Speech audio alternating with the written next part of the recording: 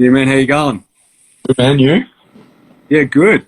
Good. Let's wait for MG to come in. There he is. MG's here. Hey guys, You're in the office, mate. mate. I just finished my Thursday night class. Finishes like 8 o'clock, so Oh, no awesome. no time to get home, man. You know, I love Hey, to. what's that green poster in the background there? That is, I got a lot of them. I got a few people. That's that is the new A and B season B show. Pumped, man. Just got them done Awesome. today. Very exciting. And why do you have those, man? Yes. Well, let me tell you a story. No, obviously very excited to announce that I'll be the new promoter for Victoria for all the future A and B shows, which I'm beyond excited for. It's all sort of come together in the last couple of weeks, but I am over the moon and really excited to do some big things this season. Got lots planned.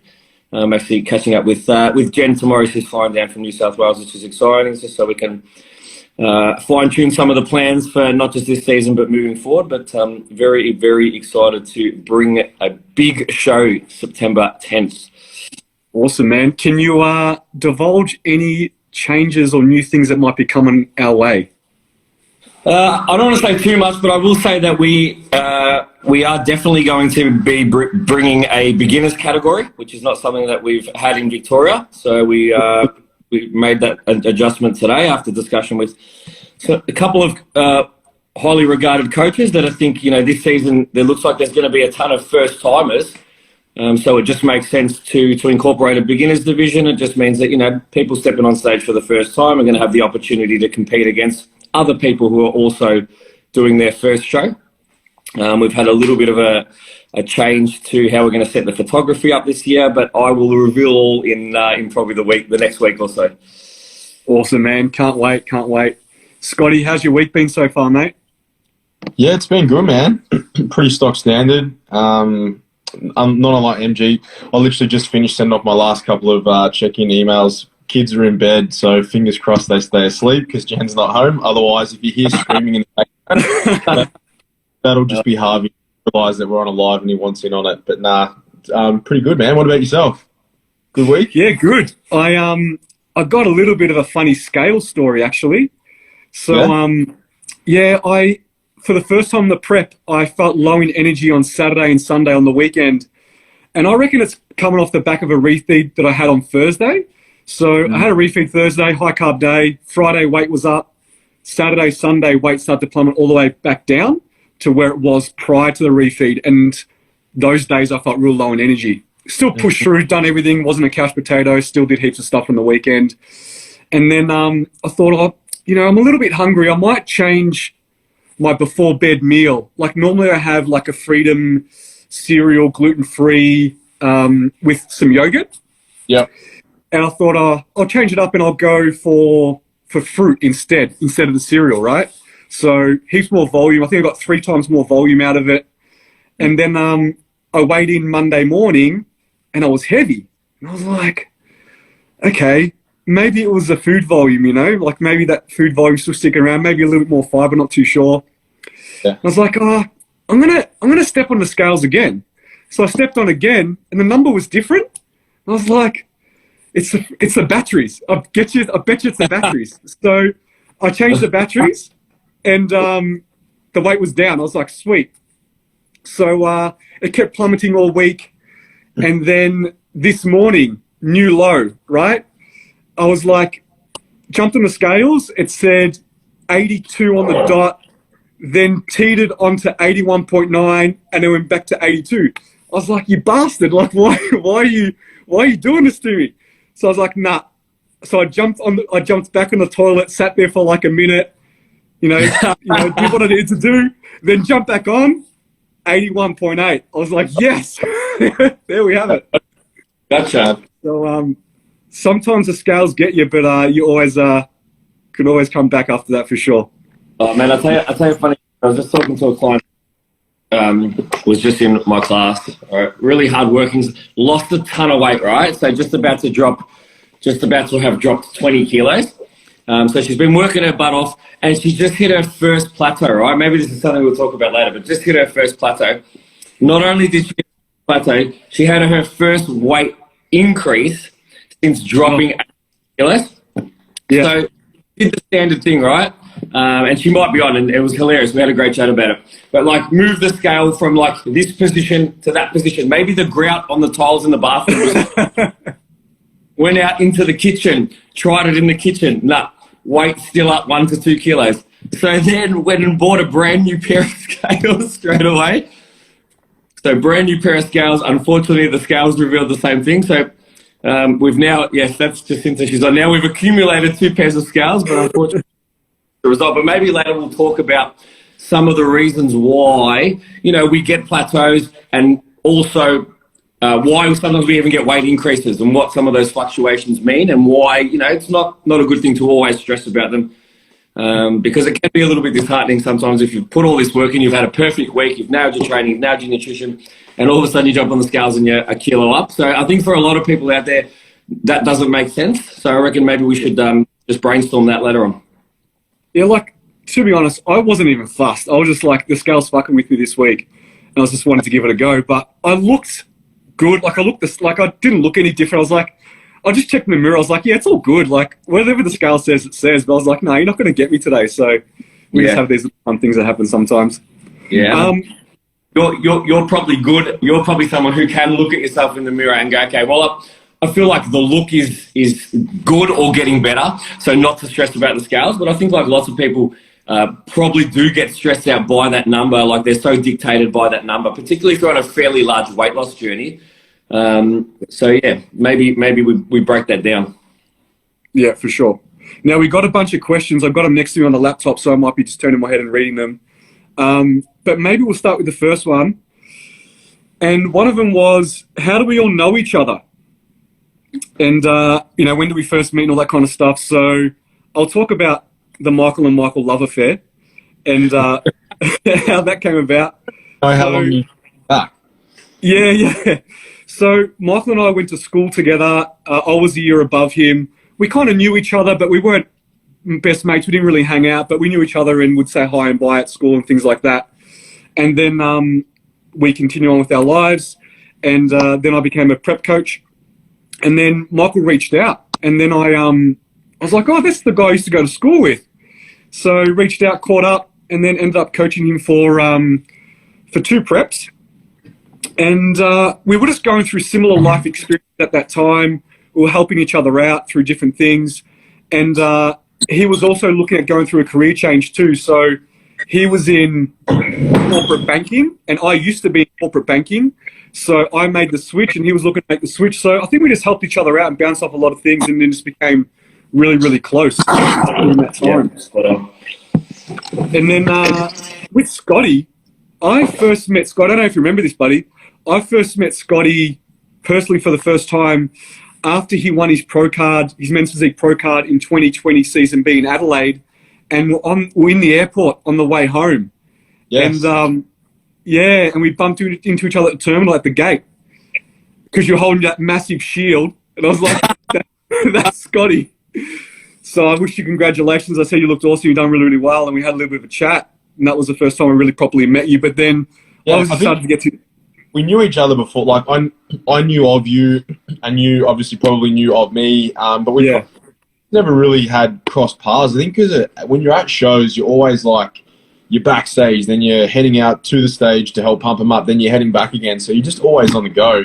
And we ran into each other because I think Bridge was doing the pro show as well, wasn't she? Yeah.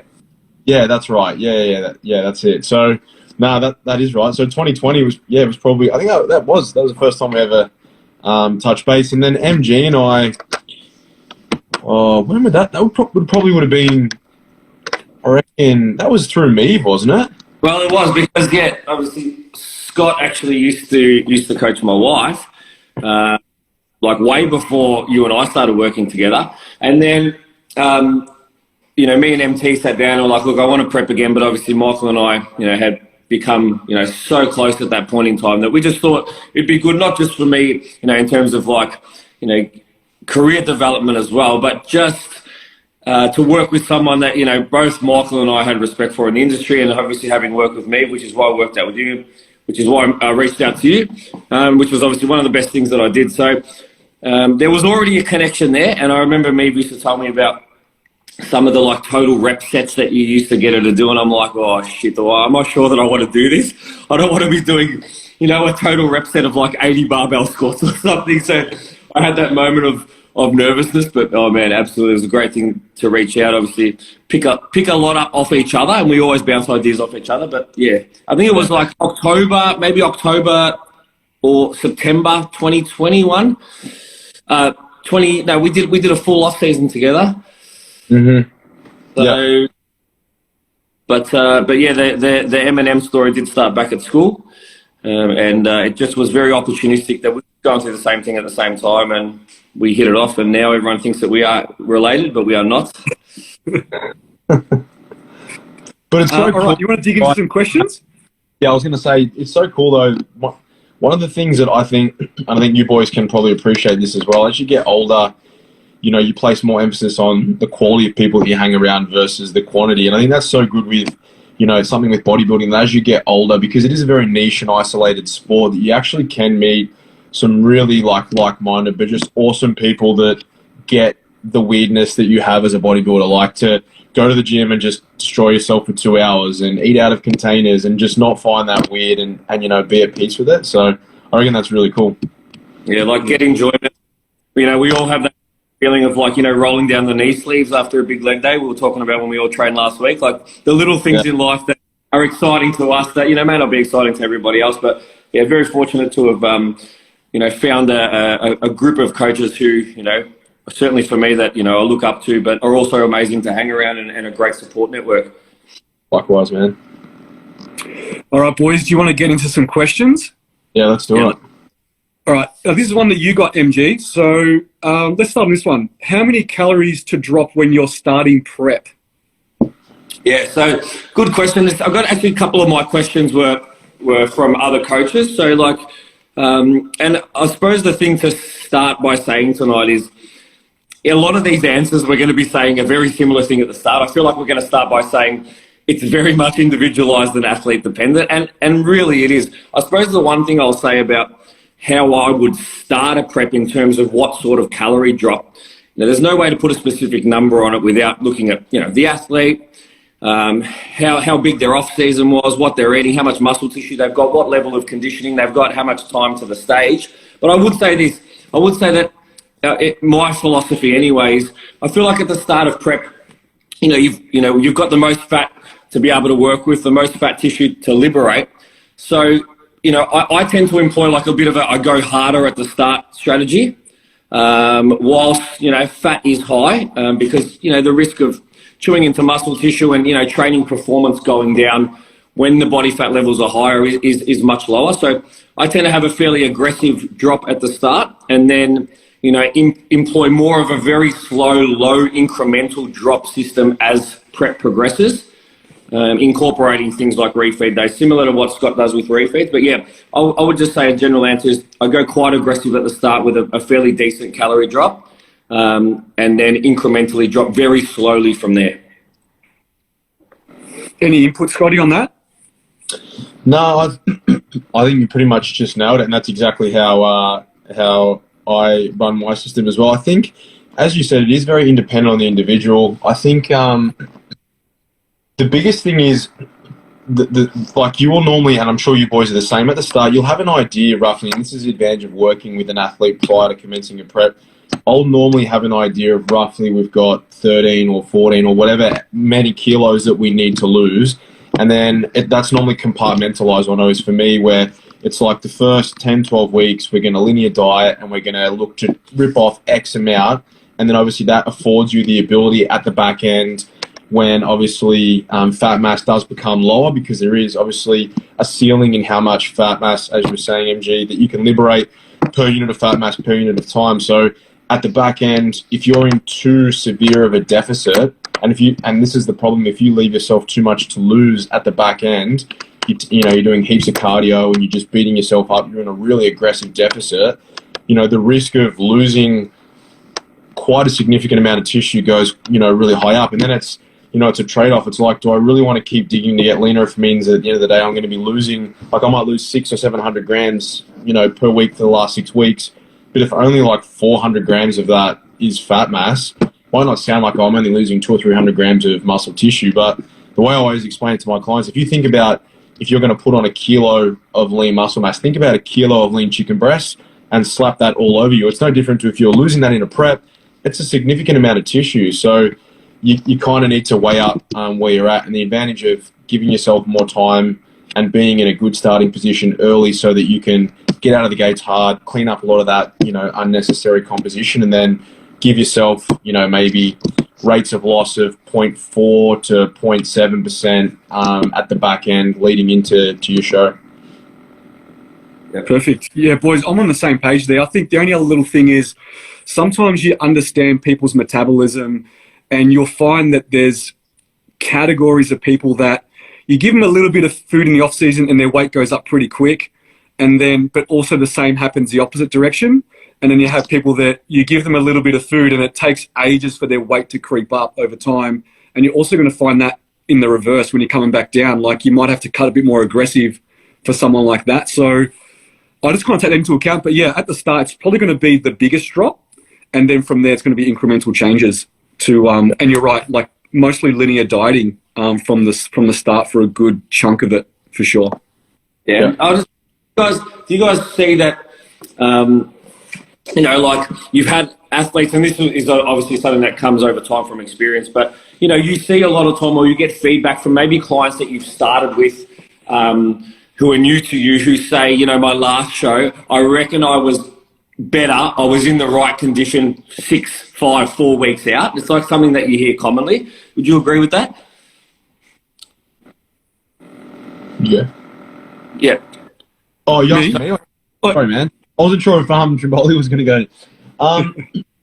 Yeah, sometimes I've had a couple of guys who I'm working with now who, in their last preps, granted they manage their own contest prep, kind of said, I felt like I got myself too ready early and then, I just sort of faded away. But when I have a look at like their pictures, I think sometimes people have an unrealistic expectation, more so with guys than girls. You'll see guys be like, I was 4% on stage and they haven't got further quads, let alone striated glutes. And it's like, well, you probably weren't. Like, you just probably didn't really get lean enough and afford yourself enough time. But it's typically those that potentially don't really periodize their nutrition adequately, and they're just up, down. They decide to, like, let's say that MT, the other day you were feeling really, really low and fatigued, which when you're in a prolonged period of energy deprivation, that's to be expected. And on the other side, you're probably like, I'm feeling like ass. That probably means that I'm getting leaner. So this is actually a really good thing. So it's time to embrace the suck. Whereas others might be like, oh, I'm going to have a refeed. I'm going to go and get a grilled or a Nando's because I've still got 16, 17 weeks. I shouldn't be feeling like this, at this stage, when it's just the wrong, it's the wrong mentality to have. Yeah, definitely. Let's change the pace a little bit. So this is one from you, Scotty. Someone sent you. How many cheat meals do you allow for your athletes in the off season? Yeah, so I feel like, and he has asked me this question before, so it's funny some of the things that people ask all the time. So firstly, just to clarify, and I know you guys are on the same page, we don't really refer to meals out or eating off what would be prescribed as a nutrition plan as a cheat meal. If you're in prep, for sure, cheat meals don't even exist when you're in a contest prep. You're following a set macronutrient target or a nutrition plan, and then that's the way it is. But in the improvement season, in the off season, if I have athletes that want to go out for dinner, by all means go out for dinner. I normally just say, though, this is what your calories are. If you're going to go out, like say you're going to go and have pizza, you ideally wouldn't be doing that all the time because it's not all that nutritionally good for you. Granted, yes, you could make it fit your macros, but it doesn't really offer, anything quality on a micronutrient side of it. But really, anything goes. But essentially, like, if you're serious about your bodybuilding and you want to get the most out of it, I think I employ, and again, MG, as you know, kind of like a tiered system. So I kind of think that 80 to 85% of the week, if you're eating, and I have pretty intense expectations of within ideally 5 grams either side of protein, fats, and carbs. And then outside of that, we refer to them as relaxed meals where as long as it's roughly within 200 calories, but you've hit your protein intake, one or two of them a week is more than enough. But realistically, most of the people that I work with are, like what we are, very serious about what we do. So it's normally only going to be once a week. And for guys, if you're eating enough food, there's really not, you're deep in the off season, not really anything that's off limits anyway. Yeah. Yeah, I'm the same. I might stretch it. Depends on, again, the client and, the type of metabolism that they have and how hard you're trying to push in off season. You get to somewhere like Scott's level in off season and you're trying to jam down 800 gram of carb a day in, day out, month in, month out for a year, for 18 months. It can be tough. So, I think in an instance like that, someone at, say, Scott's level, with Scott's metabolism and Scott's level of muscularity, maybe you'd say, up to 2 untracked meals per week, but generally in an improvement season, I tend to leave it at like the most as, 1 untracked meal. And again, I ask you to do your best in terms of leaving roughly what you think the calories are going to be in the macro split. Because what I see too often is when you just don't track a meal altogether, especially if that meal is like on a weekend and is a lunch, it leads to shit eating the rest of the day, right? Because you're like, well, I've had 1 untracked meal. I don't have the numbers, so there's no point tracking dinner. Whereas I tend to say, just have an estimate, have your best guess at roughly what you think you're eating. Leave the nutrition to make your targets fit. If you go a little bit over, it's not the end of the world. But yeah, I certainly wouldn't employ anything for most, outside of 1 untracked meal per week. Yeah, I'm on the same page, boys. I won't really repeat too much of what you guys said, but that 80%-ish, which is like 2 meals out a week kind of deal. And I wouldn't call them cheats because then people think that they can just binge. So they are just flexible. I normally say eat like a healthy, non-starving individual. That's kind of my little motto, is just like go out there and just eat like a normal not like a healthy person and just enjoy yourself and enjoy the fact that you get a little bit of break from eating off plan and make it a more of a social thing that you get to spend time with family and friends, loved ones and things like that, and not really make it all about the food, even though that is definitely an enjoyable part. So I think we've answered that one. I think we're good. I'm going to go on to a training question. So this is from one of yours, MG. Thoughts on deload weeks. Now, I know we had a discussion about this in person the other week when we trained. So go ahead, deload weeks.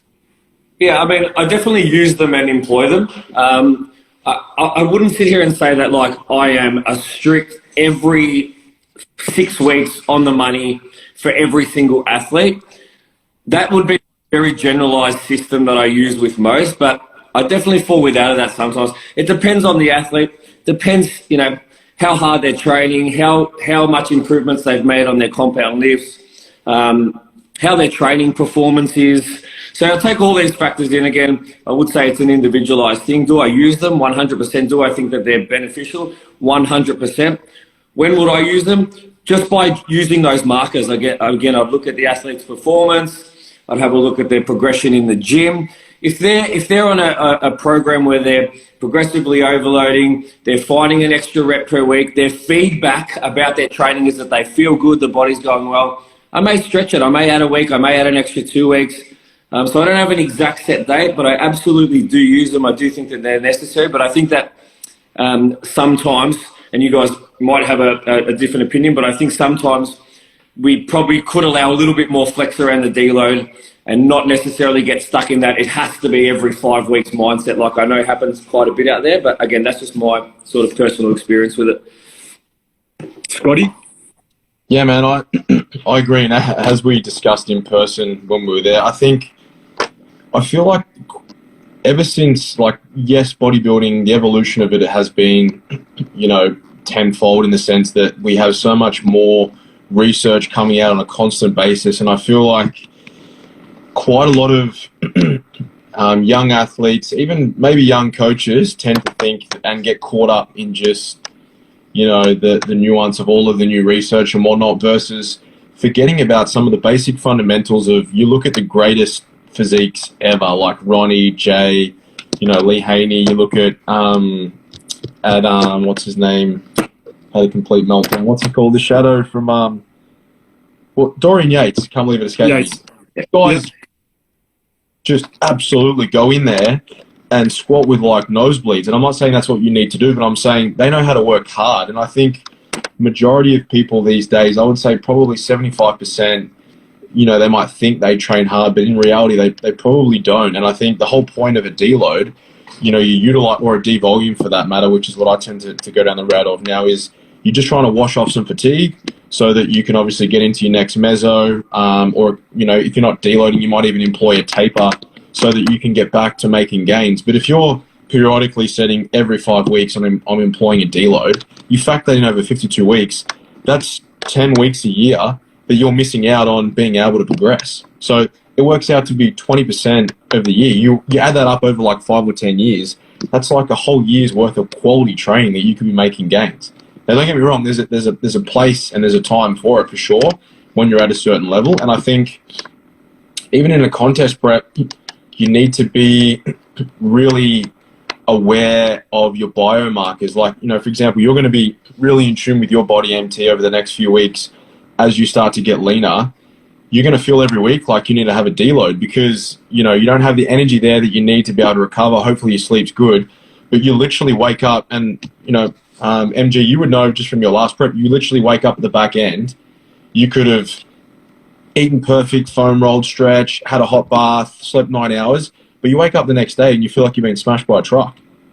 And there's step up in the gym and it's going to feel heavy regardless, right? Like, yeah, man, it's completely normal. And I always use the term like, and I remember we spoke about it in your prep, the suck's coming. And I said that to MT, you're just in absolute cruise control, which is awesome. But there's come a point where it'll hit you, and then every day that will be, you know, your new life, so to speak. But you get used to it and you just get on with it. But I think in the off season, if you're eating enough and you're recovering enough, you should be able to go hard for ideally like a minimum 8-week block and be out. If you're not, then I would say that you need to look at your exercise selection and then your volume allotment. Like if you're doing, you know, 30 sets or you're doing way too much heavy compound, then, you know, the likelihood is you're going to end up pretty banged up. So I think if you're looking after your periodization, your sleep, and you're eating enough food, majority of the time you shouldn't need to deload every single mesocycle. Yeah, totally agree. Like, on the same page with you guys, you know, if your training is smart and set up properly by your coach, and it progresses the way it should every week, and it's nothing crazy, it's not going to smash you into the ground every single week, and I wouldn't be structuring or scheduling deloads unless I got that feedback from the client they think they needed it. But with me, I think I said to you guys the other day, like whenever someone starts a new program, I almost treat it like a deload because it's new. They're getting in touch with the new exercises. They don't know what weight to use. So they kind of under-train a little bit, if that makes sense. So, you know, a new program can come out every 6 to 8 weeks. And that first week of that new program, it's almost like a deload. So I tend to find that not many clients are needing them unless they get sick, injured, or something else happens. Yeah, it's like a forced deload in that sense, yeah. And I think what you said is, if you're going to deload and then start a new meso, you're almost having like a 2 week, you know, 2 weeks, yeah. Scott said 75% of what you may have previously done, and you work that out over the year, all of a sudden Scott's 10 weeks has just turned into 20 weeks. Yeah, 100%. And I think another thing which Scott mentioned, which is just a good wording, and I think this is something I like, you know, anyone who's a coach should think about it like this because it's great terminology, and he called it a rinse off of fatigue, right? Which is a really, really smart way to look at it. And I think if you use that as your mindset when you think about a deload, it may change the way you incorporate your deloads because you're going to start incorporating only when you get feedback or your is down rather than just doing it on an automatic like time system. Mm-hmm. Yep, makes total sense. All right, we'll go next one. This is one that I got. It's about steps. So how can 10K steps count if you're walking around the shopping mall dawdling? So I know what they mean by this because they might think in comparison, like if I get my 10K steps just walking around a shopping mall, or if I get my 10K steps on the treadmill, is it kind of the same thing? And maybe they're also asking the question is, why are we even tracking steps in prep? So, you know, there's a lot of components to your metabolism. And one of the big components is NEAT, non-exercise thermogenesis, activity thermogenesis. So the stuff that you do outside the gym in your everyday life when you're walking around, putting the dishes away, walking the dog, going to the shops, all stuff that you're doing that's not training related. Now, during a prep, that component is the biggest component that can deregulate, right? So it can go down, and that's why we really want to track it. So we want to track to make sure that it doesn't change so much, and if anything, we may need to want to increase it.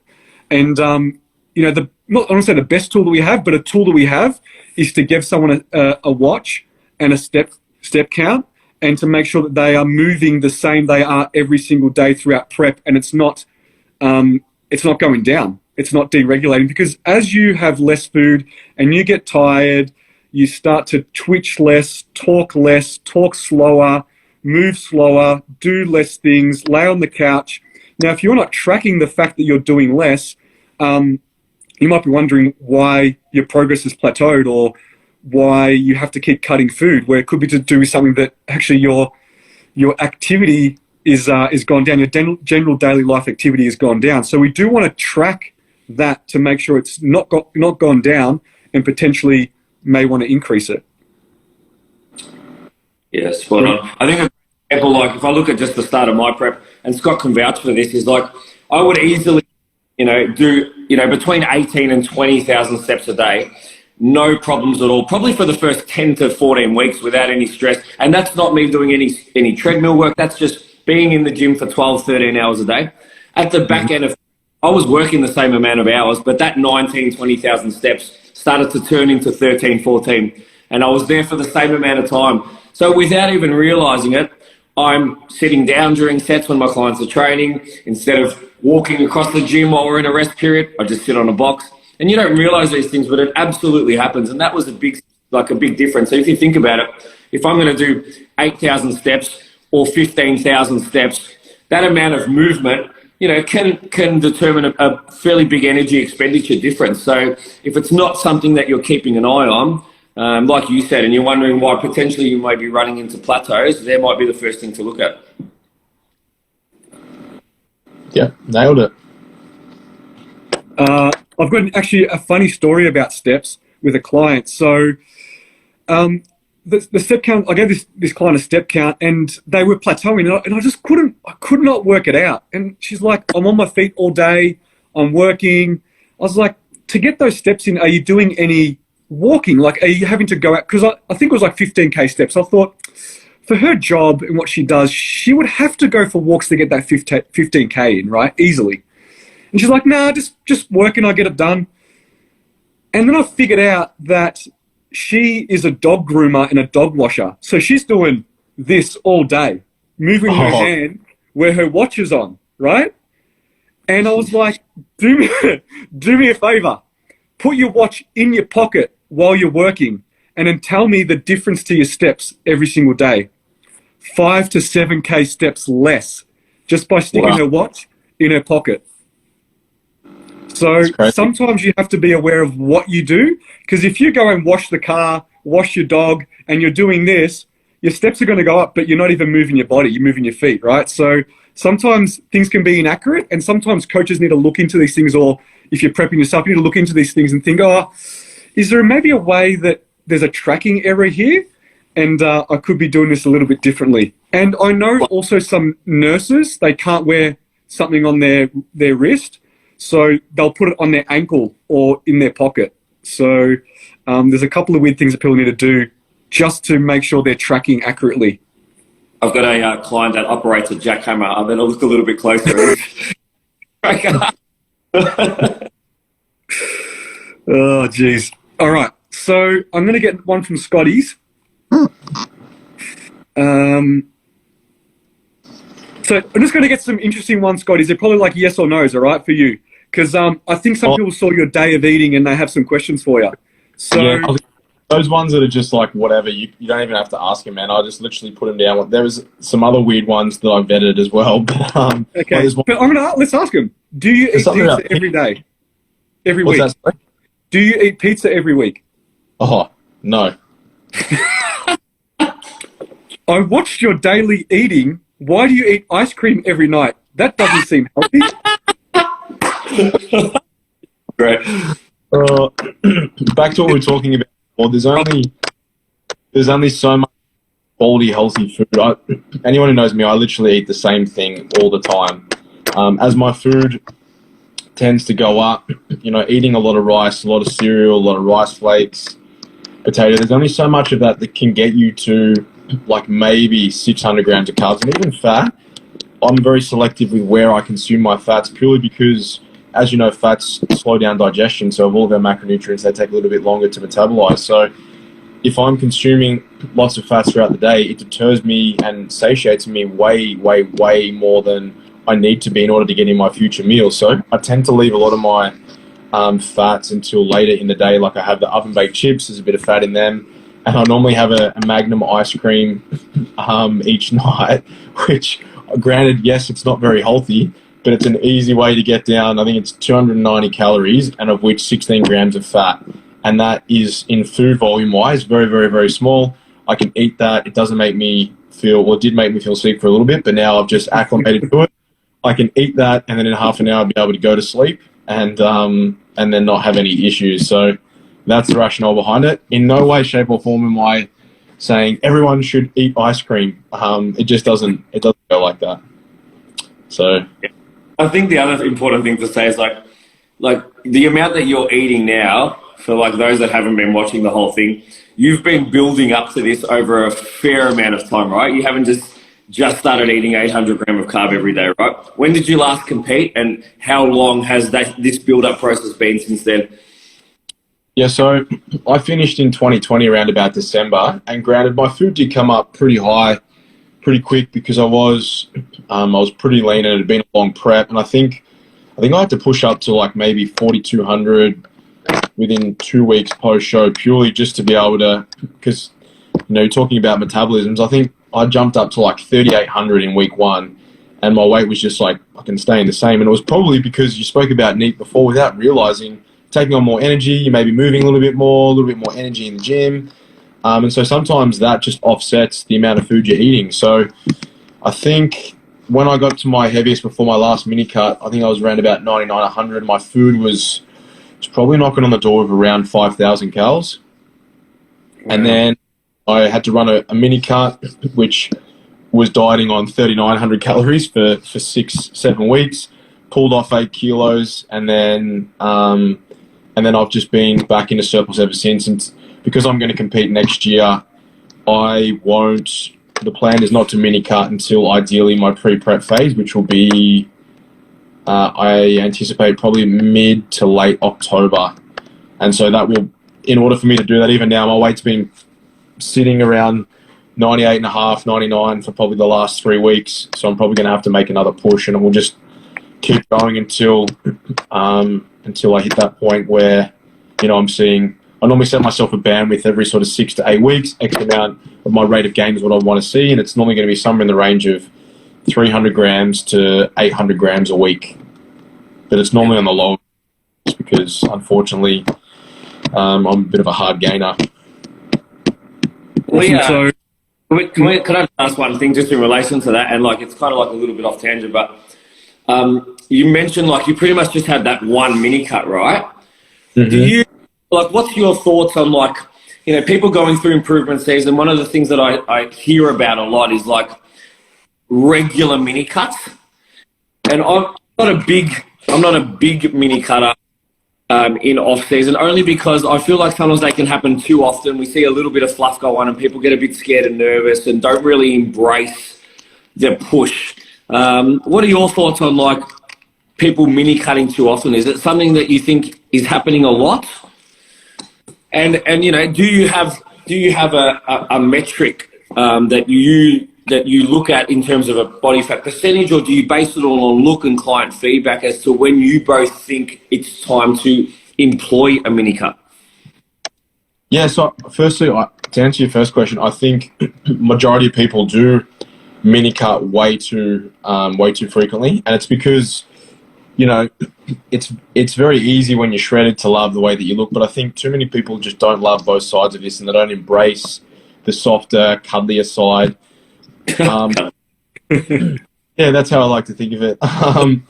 But the trade-off for that is if you mini cut too too frequently, then you're just robbing yourself of time in a surplus. Whereas like right now, I'm in my head, I'm like, I've got less than a year left to rinse every single thing I can, to put on as much tissue before I know I'm going to be dieting for well over probably 30 weeks. So I think in terms of knowing when you're at that point, my first mini cut, I probably would have pushed it maybe a bit longer than I did. But as I said to you guys, I had to get into wedding pants that I fortunately didn't fit into at the time. So that was kind of forced. But I tend to go by not necessarily so much on what the scale says and more like, yeah, you factor that in, but also how you're looking. So if you haven't got abs, you've got no vascularity, you've got no bicep vein, and you just look like a chunk, then there's no point getting fat just for the sake of getting fat. But on the other side of it, so for example, I've still got abs, I've still got vascularity in my arms when I train. They're things that I would look at if I was, when I look at myself in the mirror, if I had a gut and I didn't have abs, and I'm like, I just want to get to 105 or 110 just for a number, then that defeats the purpose. So I'm not so much married to a number, more about the look that I see. And the trade-off is there because, I took photos of before my last mini cut, and I look at myself at the same weight, around about 99, sort of kilo mark, and I'm much sharper now at close to the exact same weight. So I'm like, which, and it makes sense as well. Extra large shorts were a little bit baggy and now they're tighter. You're wearing an XL t-shirt and now you're a double XL. So all those sort of things you need to factor in. And yes, it is uncomfortable. You get a little bit more puffed walking up hills, granted, and stairs and whatnot. But the other thing is, I don't think you want to disrupt training performance. Like being heavier and being stronger, mass moves mass, as cliche as it sounds. So all of those things are going to be in the positive column. That's how I view it in terms of making improvements and obviously, putting on tissue where you want it to go. So when you step on stage, you're presenting something 3.0, 4.0, it's an improved version versus those that try and stay too lean all year round and they really don't look any different every time they compete. Yeah. Well, yeah, I think because I train a lot of females, obviously, we tend to find that females like to compete yearly, so that the off seasons aren't as long, so therefore you don't really have time to mini cut. You want to utilize that off season as much as you possibly can as a growth phase. But if their off season is longer than normal, maybe they're taking a year and a half, 18 months or 2 years between shows, then I try to find there's a point where they become uncomfortable, and then you can kind of use it as a bargaining chip. Be like, cool, all right, we'll do a mini cut, but then that's it. From that point onwards, it's growth phase all the way till prep starts. So sometimes you've got to think, okay, how do I get this person mentally back in the game and make sure they focus as much as they possibly need to in their off season? And if it means taking 6 weeks to give them a little bit of relief and some fluff off, so that then they spend the next 9 months or more to just growing, I'm happy to do that. But normally, as I said, most people they're competing yearly. Like they're doing season B to season B to season B or season A to season A. So you just don't really have the time. By the time you're doing all your prepping, you're reversing, and then you're off season, in that off season you've got no time to do a mini cut. Yeah. And also sometimes I feel that when someone does have that extended off season, I don't know if it's a thing but I found that this could be anecdotal, is you could be pushing food so much, and no matter how much you give them to a point, they're just not gaining. They're not gaining, and they're just feeling lethargic, and they're just not happy. They might not be fluffy. They're just not happy. And I think there's something to be said about having a reduction, maybe doing a mini cut or backing off to resynthesize a pathway of gaining again. I like to refresh that pathway. I like to think of it as if you're walking in a field of grass and you're walking always on the same path, eventually that grass is going to get worn out. So sometimes you're going to take a different path for a little bit of time while that grows and refreshes. So then when you hit it again, it's nice and fresh and it works and it does what it needs to do. So sometimes I'll utilize a mini cut for that reason. It could mean nothing, but I found that anecdotally it does work. So. And I think as well, females typically, and this is a problem sometimes you know, I've got female clients, oh my God, I want to eat as much as you. And they get so caught up wanting to eat more. But I think most people don't realize it. You actually don't need to be in that much of an aggressive surplus to be able to gain tissue. Like 10% above maintenance is going to be more than enough. So by no means am I saying that you need to just go way off and above, but the reality is, you know, our physiology as males is going to be different to our counterparts. So the likelihood is we are going to have to move a little bit more. And typically the bigger humans that you have, like I've got a powerlifter most of these guys know, and he works for me, Big Zach. So he hovers around about $1.17, $1.18, and he's an absolute, you know, Michael, you've seen him. He's an enormous human. And in order for him to be able to do what he needs to do, there's so much food that he needs to be able to eat to be able to do that. You know, you give this guy 3,500 calories and he goes in and squats 260 kilos for sets of 6, and he'll wake up like 3 kilos lighter the next day. So, wow. You know, everyone's going to be different. Most females, and I feel like there's always, I'm eating 1,800, I'm eating 3,000, like whatever is specific to you that's going to make you be able to gain, and it's going to allow you to feel satiated, and you're not going to be obsessed on food, and you can train well, digest your food well. That's how much you should be eating. Yeah. I think the first time I met him at your gym, he was deadlifting, and he ran out of plates. So I think you strapped 2 dumbbells to the barbell. That's what we have to do. Anything over 250, yeah, we run the dumbbells on them. That's gold. Quality. And just as you said, like, you know, they might be eating in a surplus. You don't need a small surplus to gain. But you've got to remember it's off-season and they're having their flexible meals out. So they're probably eating more than what you're actually telling them to have anyway. So anyways, right. I think we've nailed that one. Mm-hmm. I saw a question from Jake, Mr. Jake Abel, another awesome coach. I think he mentioned, I'm just going to scroll back down here to where it was. Hey, Jakey boy. Thoughts on cardio through prep, steps, HIIT, duration, ? Anyone want to hit that one? I know we spoke about steps before. I think on the step one, I tend to like utilize steps as a tool, you know, to sort of break through a plateau, probably before I look at changing the nutrition system. I'm not sure where that fits in with you guys, but I tend to feel like, you know, getting steps is something that's more achievable for someone to throw in an extra, you know, 1,000, 1,500 steps. To try and break through that plateau is for most people achievable. When you're in that prep mindset, as we all know, right, you're so dialed in, you know, on a lot of days, you know, to throw in an extra 1,000 or 1,500 steps is quite easy for people. But when you're alone with yourself and your hunger, the thought of potentially dropping off, you know, 50, 100 calories can be quite daunting. I don't incorporate a lot of HIIT personally, just because it's not something that I've ever used myself. Not to say it doesn't have benefit, and maybe you guys have got a little bit more experience with HIIT than I do, but typically for me, man, just the increase in steps is generally my go-to. Scotty, you want to give it a shot? Yeah, man. Yeah, for me, I think I think cardio, I don't have anything against cardio. Again, I just use it as another tool in the tool belt that you can use when and if you need to use it. Typically, I don't like to introduce it too early, and again, in the improvement season, I'll try and keep steps as low as we can, you know, as a byproduct of when we decide to create a deficit. If you don't have to, if you can just give someone, if they're doing 6,000 steps a day, and then you're going to take them up to 10 straight away, you're going to see a massive reduction, obviously, you're going to see a massive increase in energy expenditure. And then obviously it may mean that instead of you having to put them in 700 or 800 calories worth of a deficit, you've only got to pull back 500. So that allows them to train a little bit harder. They're not really going to notice, you know, going for a little bit of an extra walk or walking the dog or whatnot.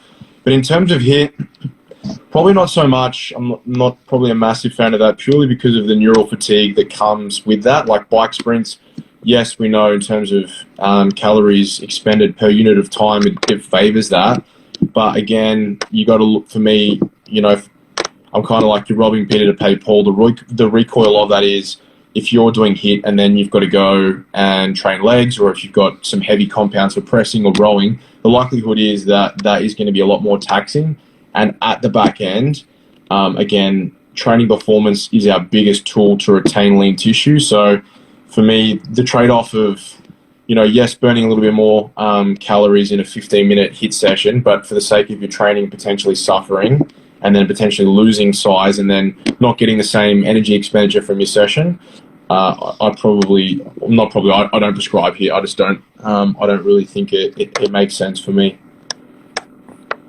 Yeah, it's like as we kind of chatted about before, like we normally employ steps because they're trying to track their NEAT to make sure the activity hasn't gone down. So steps is probably always going to be there, and then it depends on client preference. So if I can just give them a higher step count as we go, meaning I just want them to be a little bit more active every single day, and that's perfectly fine. That's normally my go-to position. But if a client's like, Michael, just tell me how long on the treadmill I need to go on there for how many days.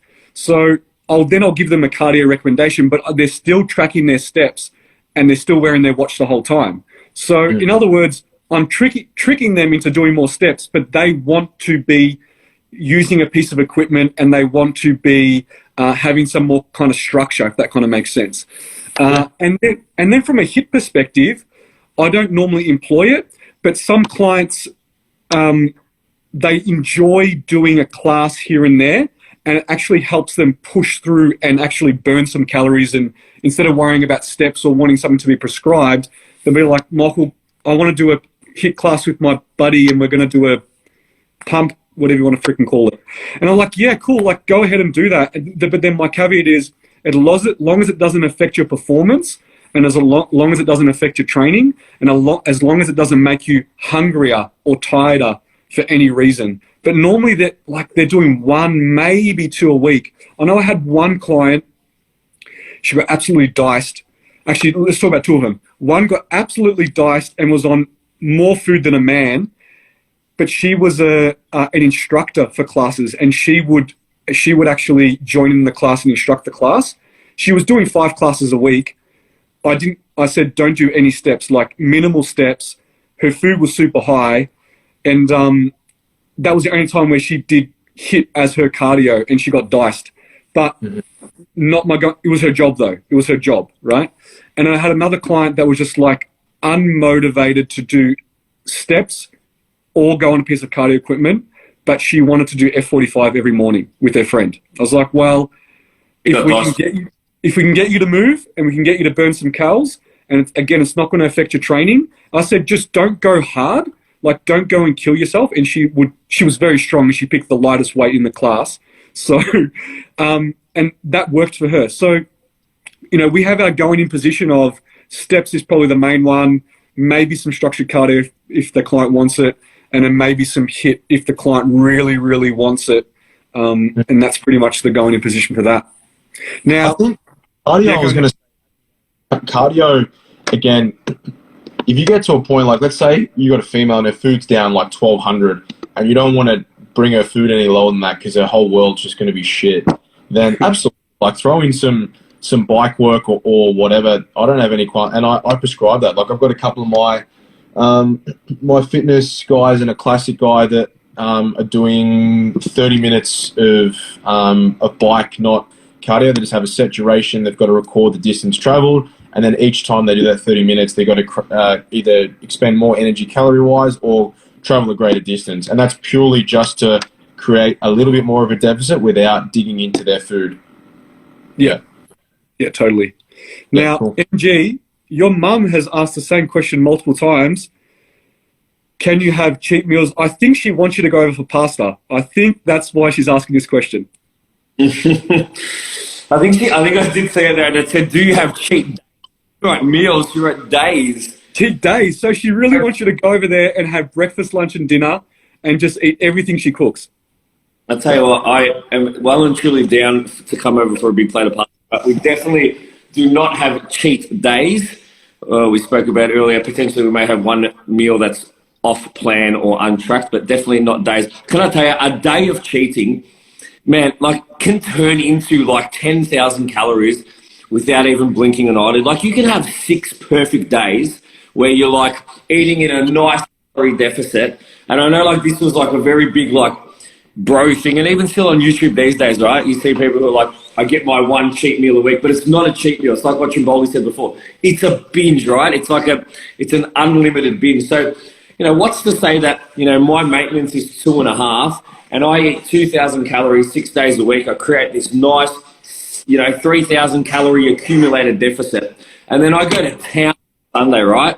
I have takeout 4 times a day. I accumulate 8,000 or 9,000 calories, which is not unachievable. And all of a sudden, I'm 2,500 over for the week and wondering why I'm putting on at a rate of freaking a kilo a week, right? Like, so that's like the whole cheat name philosophy. I just, like you said before, I find it like a dangerous term, and I think that people think that you can have 6 really clean, really good days, and one day, if you work out 1 day out of 7 as a percentage, well, I'm still doing good like 85% of the time, so I should still see results. But you can ruin your week real quick. Yeah, 100%. Okay, so confirmed you are going to go have some pasta at your mum's house. All right, confirmed.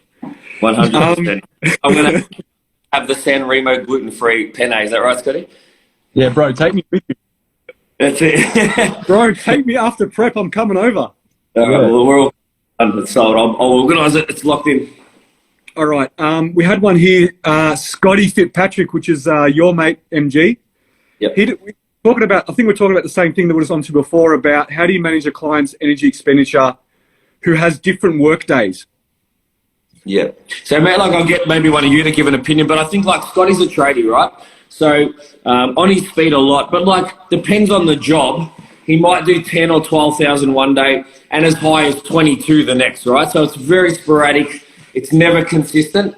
So I think just, maybe your commentary on, what things he could potentially do to ensure that his progression continues on that same sort of trajectory. And I think he's talking about maintaining body fat levels or reducing body fat levels. So if we think about it in that context. Yeah, so you go, man. Okay, so look, ideally, if you just gave someone an average step count to reach, so over the week, as long as it averages out to whatever you plan for them, then that's okay. Some days might be high, some days might be low, but on average, it ends up working out to be 12K steps a day, whatever it is, right? So that's perfectly fine, and that happens. Like some people have high days, some people have low days. Their days are always different, right? You can't be a robot, or it'll be awesome if you can. But if he knows in advance he's going to have some really, really busy days, then maybe he might not train on that day or not do structured cardio on that day or take it easy on that day. So if he knows in advance, then it'd be good to maybe not do certain things. Or if he knows that when he does have a big day, he's also recovery sucks and he's hungry, then maybe that needs to be a day of higher food. Now, I'm getting a warning up here that we've got 1.5 minutes left because we're up to the hour. So go, Scotty. You've got 1.5 minutes. Nah, you covered it well, bro. Okay, cool. All right, last question I know we had that I got asked is, hang on, I'm going to get it here real quick. What is your no bullshit message and motto to get into the stage? Go, Scott, 30 seconds. You can go. I don't really know. No bullshit. Motto or message? Give us some insight in terms of where you want to go with that. As in a motto. Like, is it just so for me, I would I'm not a hardcore person, but my motto would be execute. Execute no matter what. Just execute. Mine's probably just embrace the suck. MG? We're pretty blessed to be able to do it. So just remember why you started and just take no backward step, man. Just always try and bank like Scotty says, yeah. Bank those gains, man. Yep, make deposits. Yeah. Awesome. All right, thanks, boys. That was awesome. Hope you guys enjoyed it, and we'll do another one soon. Sounds good. Thanks, bro. Thanks boys.